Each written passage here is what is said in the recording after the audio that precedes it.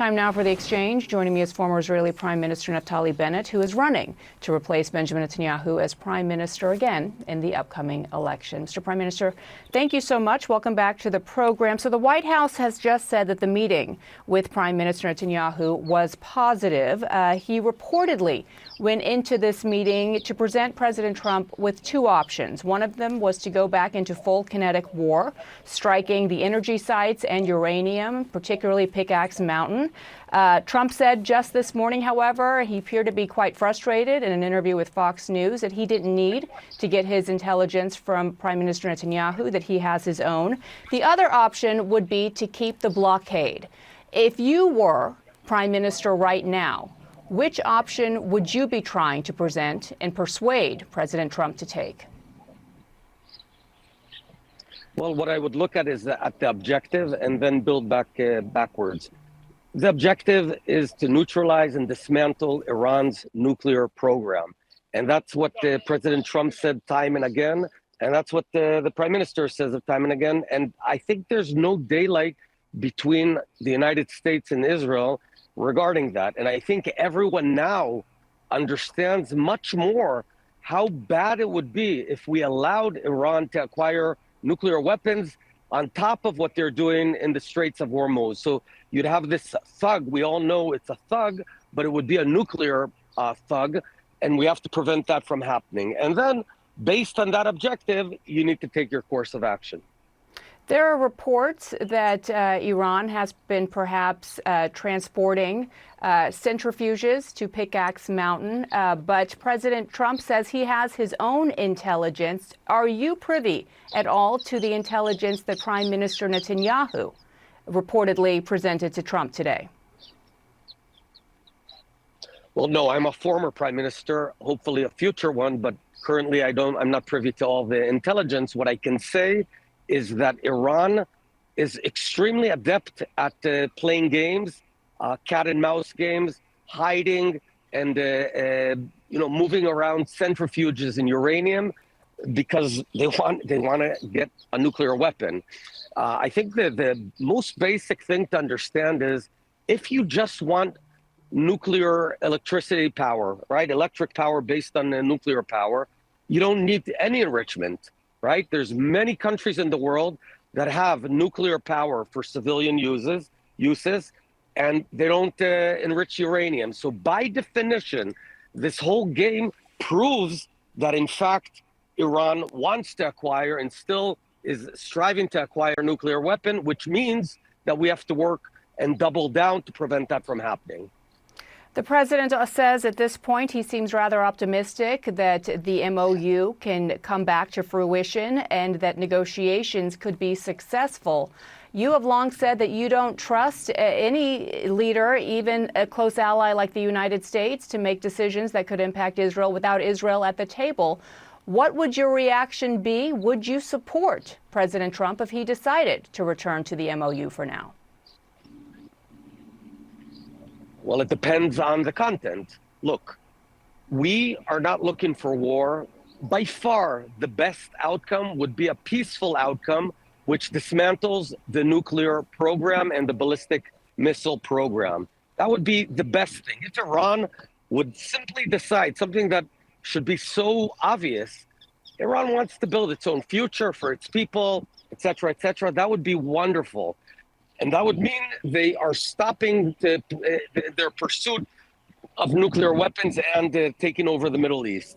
Problem is that they're not there yet. So any agreement that would achieve those objectives, I would vehemently support, but we have to see the details.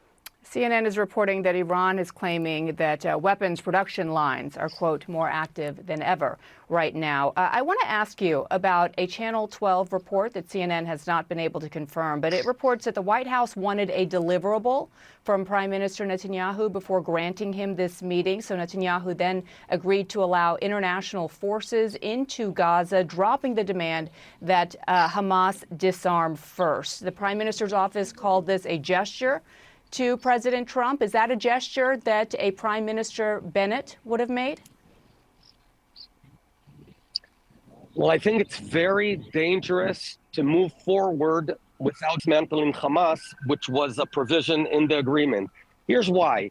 You're trying to build a building, right? But if you're building it on shaky sand, on poisonous sand, or you can't do that, because as long as Gaza is controlled by Hamas, which is one of the deadliest and most dangerous terror organizations on earth, you're not going to be able to build anything. You have to move the bullies. You have to remove the violence, and then you can build a future. And that's why doing it in a serial fashion makes more sense. That said, when President Trump asks for something, given his immense support to the state of Israel, we have to listen. Well, when it comes to some asks that you are adamantly opposed to, including Prime Minister Netanyahu, that is the F-35 fighter jets that President Trump seems very keen on delivering to President Erdogan of Turkey. President Trump just yesterday saying, quote, "Nobody tells me what we should be selling." He's continued to praise Erdogan and their relationship despite relentless campaigning by Prime Minister Netanyahu to stop him from this sale. I know this is something you're against as well. Is the Prime Minister's influence in Washington, just given this as one example, spent? And what do you think you could do that's any different? Well, here's what's going on. As the Shiite radical terror crescent of Iran, Iraq, Hezbollah, etc., is in some degree of decline, the Sunnite radical Islamic effort is growing. And I'm talking about Qatar and Turkey. Specifically, I have to say that Qatar, I yesterday announced that if I become prime minister, I will declare Qatar an enemy, because Qatar are terrorists in suits. That's the only difference between Iran and Qatar, is that Qatar wears suits and they pretend to be all Western and all advanced and all progressive. But these guys have been funding terror across the world. They funded Jabhat al-Nusra. They funded Hamas. They funded, for heaven's sakes, Iran's IRGC, which have killed Israelis, Americans, and people all across the region. And that's why when we're talking about Turkey and Qatar, an Israeli prime minister has to stand strong and say, we cannot allow our enemies to be armed, because then we won't be able to defend ourselves against this very advanced weaponry. So let me ask you a twofold question, really, as it relates to Qatar. You went as far as to describe Qatar a violent anti-Semitic cancer. Obviously, the Qataris responded with a great deal of pushback to that. You say intelligence shows they funded the IRGC. You declared them an enemy of the state. There had been a lot of condemnation of Prime Minister Netanyahu for allowing Qatari money to flow into Gaza. You said that you stopped those suitcases of cash flowing in, but then you approved a UN mechanism when you were prime minister to send millions of dollars a month into Gaza. So why are you raising this right now, right before a critical election in Israel, when you could have done the same? You could have prevented something a long time ago. And I guess the bigger question is, what do you say to the United States, where you had not just one but two administrations, the President Biden administration and Trump's, who have nothing but a great deal of admiration and support, at least publicly, for the Qataris? Well, I'd say two things. First of all, your description is semi-correct. I stopped the cash flowing to Hamas and ensured that it would be turned into prepaid cards of $100 apiece that go to families in Gaza. Secondly, a huge event happened in the middle, and it's called October 7th. On October 7th, we realized that you can't hide or ignore this huge terror apparatus, which has sent its tentacles into American universities, into American media, into influencers. The Qataris are buying their way through the entire West and the Middle East, and they are lethal. These people have a very radical Islamistic agenda. Now, the fact is, I'm cognizant of the fact that American administrations see it differently. That's why I'm speaking out. That's why I'm making the case and willing to bring all the evidence to the public to show that Qatar is an empire of terror but hiding behind suits and pretending to be, progressive, etc., with the World Cup and all of that stuff. It's nonsense. These guys have killed many, many people. You are speaking out publicly now with your views on a number of issues. It had been reported that there were back-channel communications opened between you and the Trump administration just within the last few weeks. Have you been talking to the Trump administration?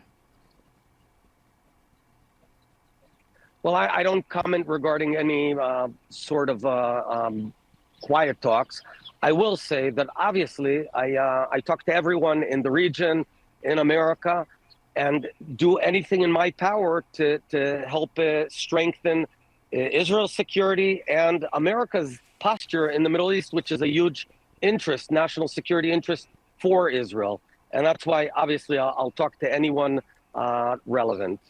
Let me ask you about the West Bank. You have been quite critical of the war in Gaza, the fact that it has gone on for 3 years, and despite the fact that Prime Minister Netanyahu had been claiming that he would achieve full victory, that is still not the case. Hamas has not disarmed. There's a humanitarian crisis there, and you have blamed that in part, in addition to what you describe as anti-Semitism, on the significant turn on Israel that we have seen, not just in the United States, but obviously around the world. But let me ask you about the West Bank in particular, because Prime Minister Netanyahu calls the settler rioters a metastasizing cancer, but publicly he does nothing about it. Even your partner in the Abraham Accords, the UAE, says that Israel's silence looks like approval. If you were Prime Minister, would you be arresting these settlers? I'll be very clear. In Judea and Samaria, there's 550,000 Israelis. The vast majority of them are decent, law-abiding people. But there are small groups, but not insignificant groups, that apply terror, and we have to fight any sort of illegal activities by anyone, including if they're Israelis in Judea and Samaria. So I have zero tolerance for any criminal activity, for any sort of violence, period, full stop.